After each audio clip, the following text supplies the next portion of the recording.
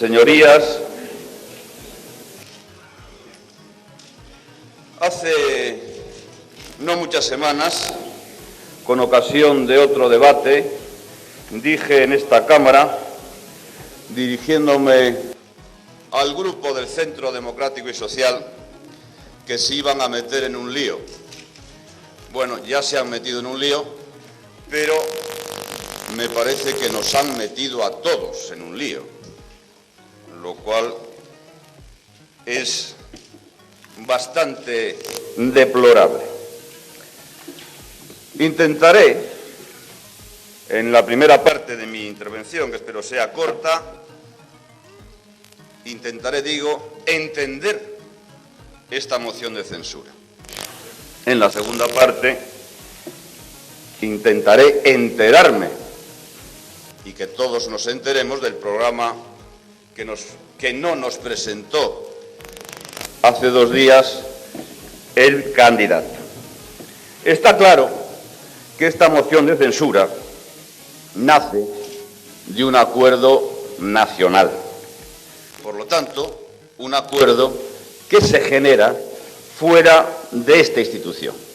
Yo diría que se genera fuera de las instituciones donde se presentan mociones de censura, porque no es una, iban a ser 12, luego las rebajas de enero las redujeron a menos y al final, se trata de Madrid, donde, insisto, se arriesga, y creo que es un riesgo legal y por lo tanto legítimo, a no tener en cuenta lo que pasa en las propias instituciones. Intentemos entender qué buscaba cada uno de los 2 grandes protagonistas de estas mociones, que no somos ni usted ni yo, son el señor Fraga y el señor Suárez. ¿Qué buscaba el señor Fraga? Yo creo que lo que buscaba el señor Fraga era bastante claro y sigue siendo bastante claro. Un efecto multiplicador.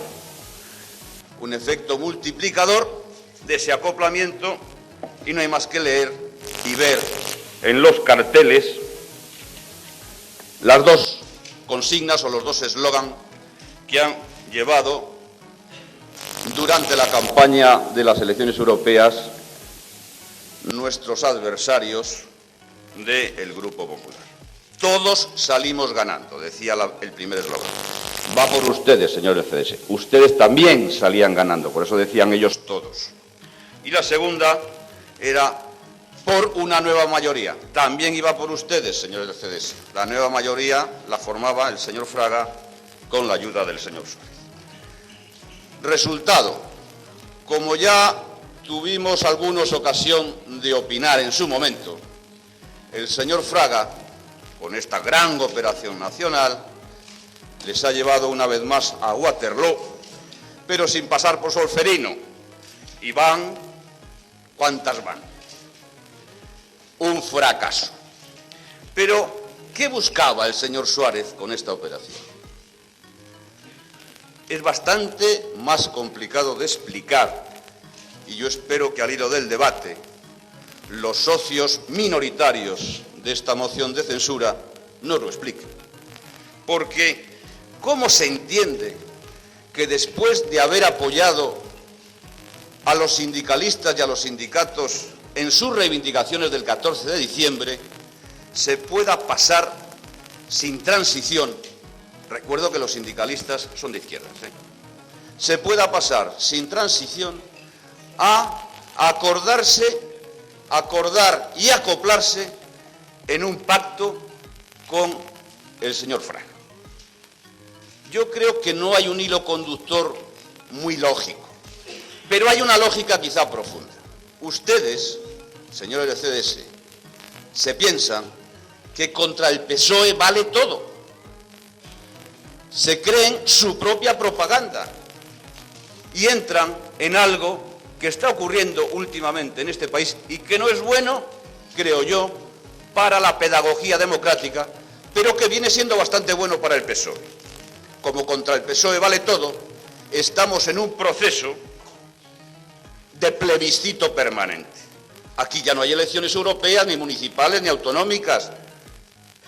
Solo hay elecciones PSOE sí, PSOE no.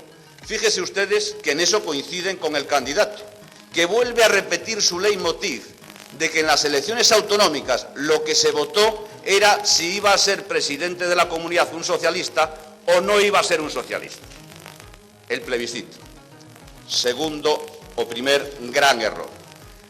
No entiendo bien los argumentos lógicos que han llevado al señor Suárez a este camino tan complicado que se salda finalmente en las elecciones europeas con un fracaso que desde luego no les beneficia en nada y que pone bastante en tela de juicio, y yo no sé si eso es bueno o es malo, quiero pensar que es malo, la propia supervivencia de su partido.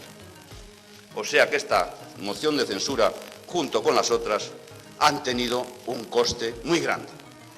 Desde luego, muy grande para ustedes. ¿Por qué ocurre esto? ¿Por qué la tesis del señor Fraga no funciona? Porque si el señor Fraga tiene una tesis, el efecto multiplicador.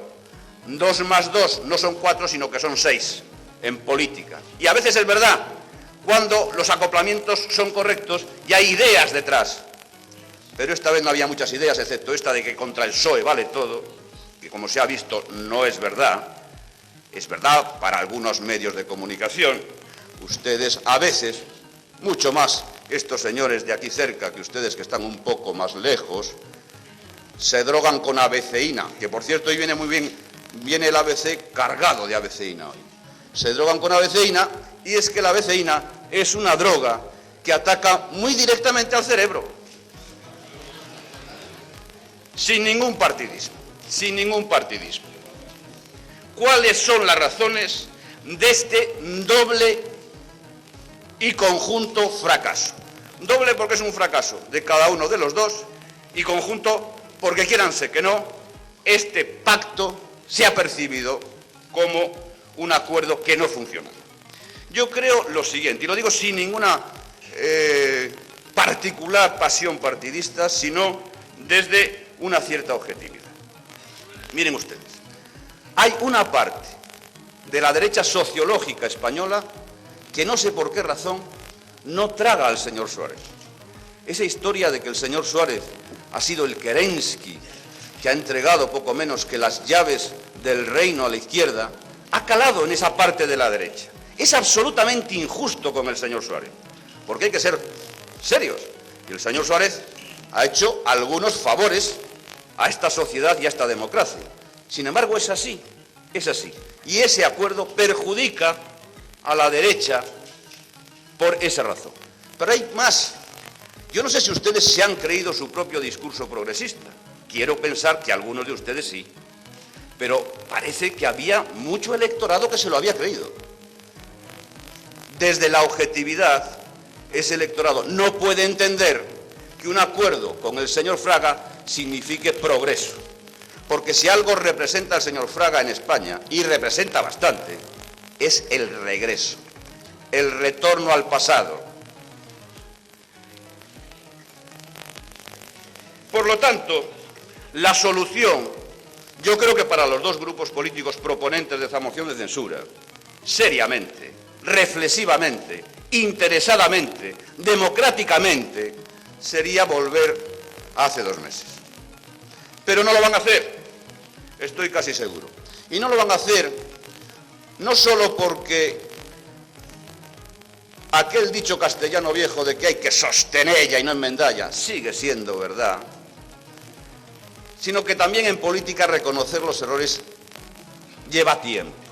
Pero hay más, yo creo que han ido demasiado lejos.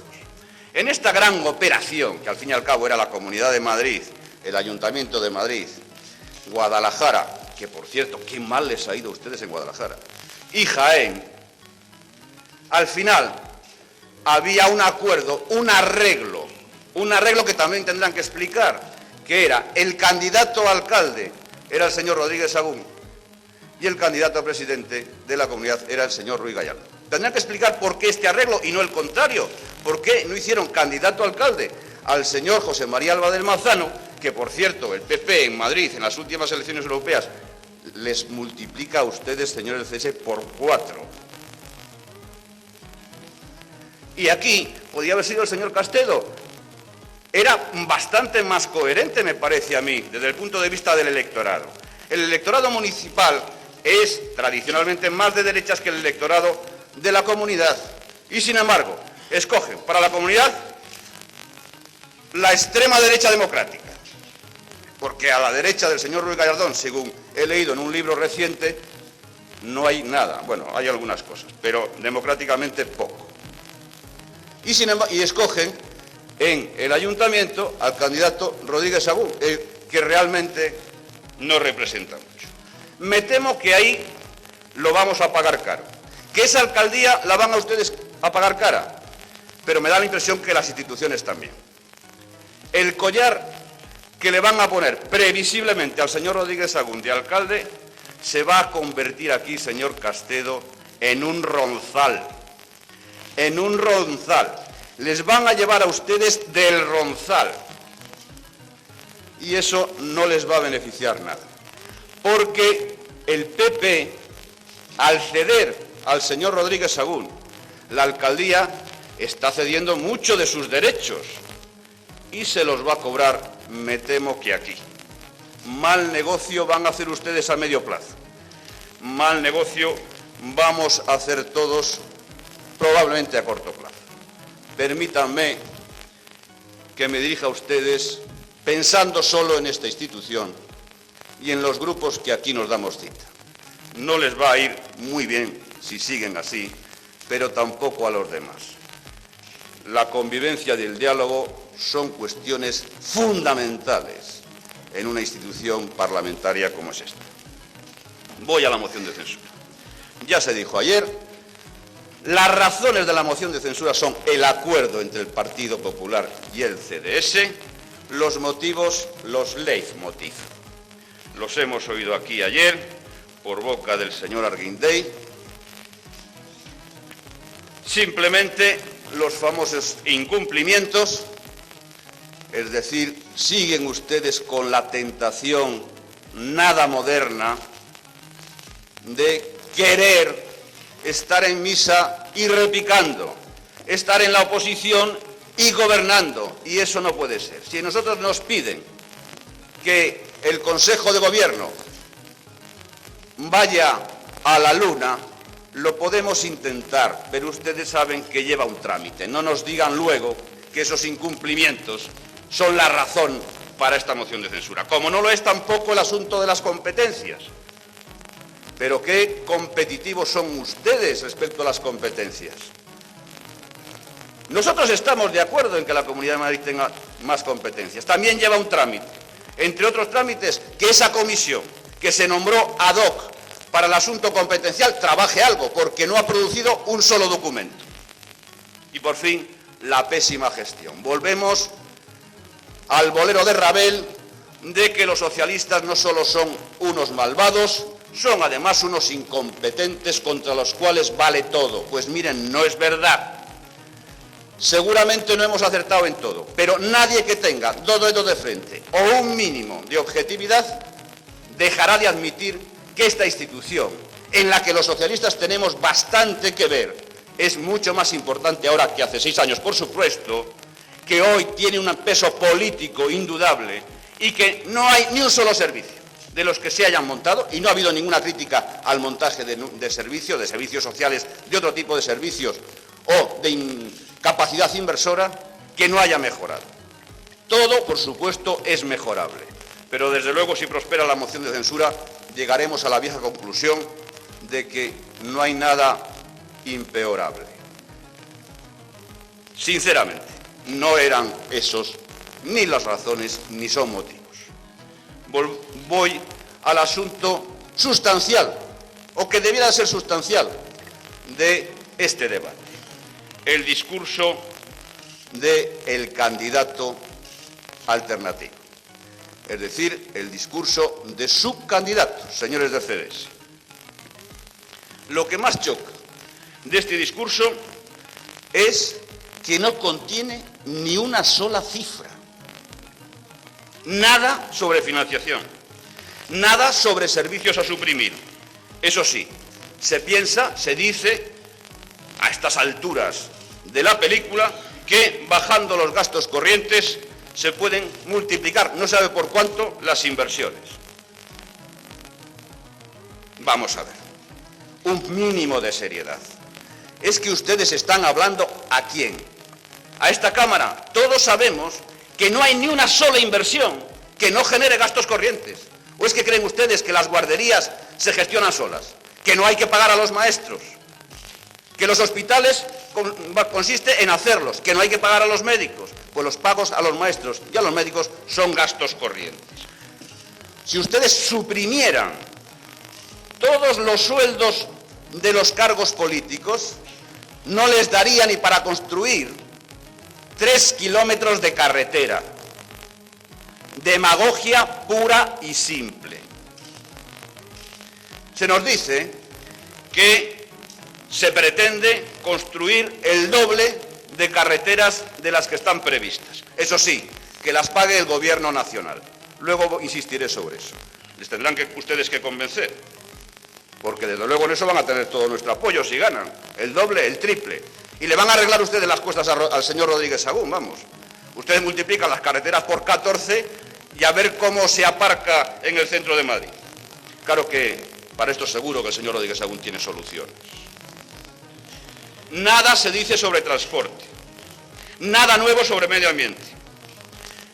Va a combatir y acabar con la droga a base de mucho deporte. Vamos por la gimnasia.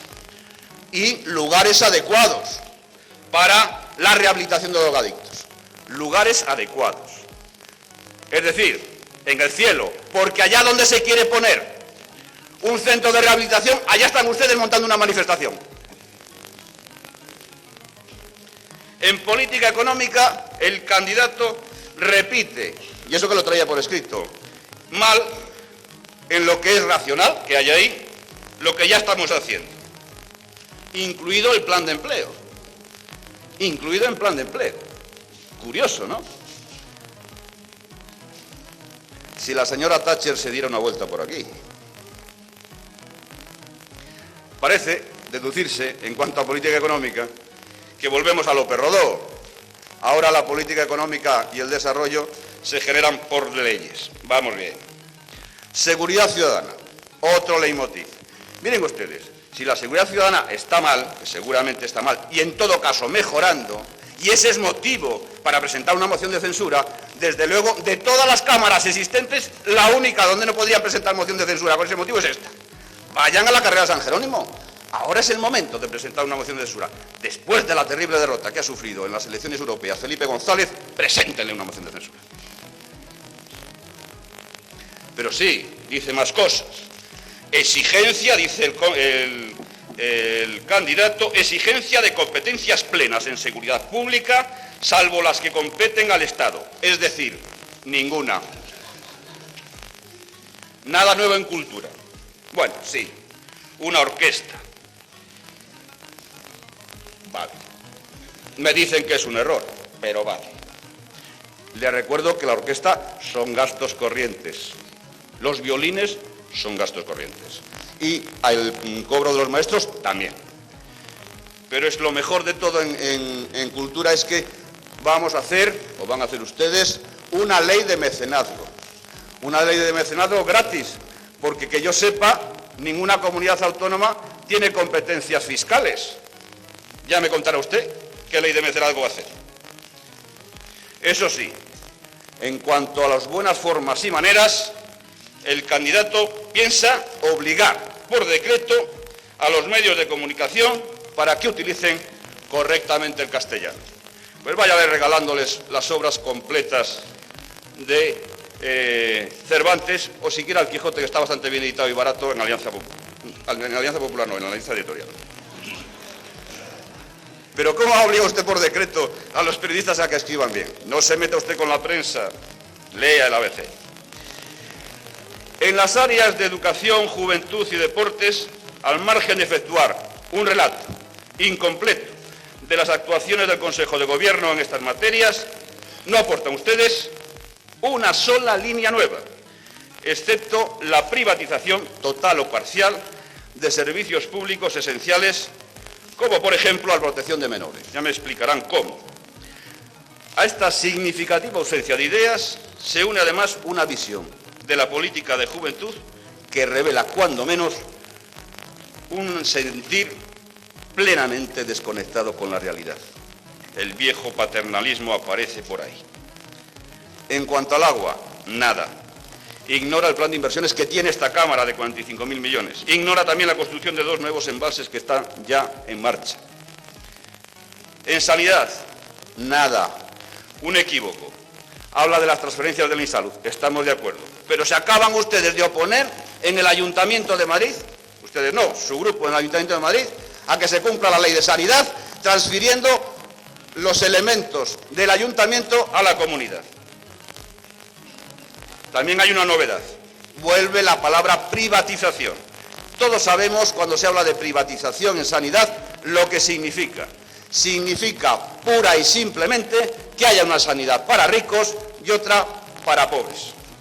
Muy progresista todo. En cuanto al suelo y vivienda, más vivienda social. Pero ¿de verdad a ustedes les interesa más vivienda social? No les interesa, ni sociológicamente, ni electoralmente, ni económicamente. Pueden decir aquí que más vivienda social. No se lo va a creer nadie. No les interesa más vivienda social. A ustedes al menos. Y suelo libre. Una sola pregunta. ¿Ustedes creen que si nosotros, con simplemente un lápiz y calificando suelo, pudiéramos evitar la subida del precio de la vivienda, no lo habríamos hecho ya? Una pregunta solo. Cuando se califique suelo, las plusvalías que se generan, ¿a dónde van a ir a parar? ¿A las entidades públicas? ¿O se van a quedar a medias entre propietarios del suelo y entidades públicas? ¿O simplemente van a generar plusvalías privadas? Explícanlo un momento. En resumidas cuentas, ustedes, ocupados en otros trajines, no han hecho las cuentas, ni han puesto un gramo de imaginación en ese sedicente programa.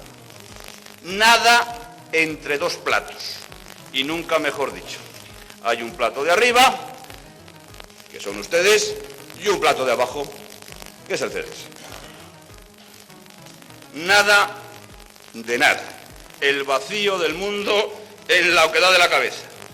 Pero volvamos a algunas cosas concretas que yo creo que a esta Cámara le interesaría saber. Ustedes en su programa, señores del CDS y señores del Partido Popular, dejan caer de vez en cuando en boca del candidato conjunto la palabra privatización.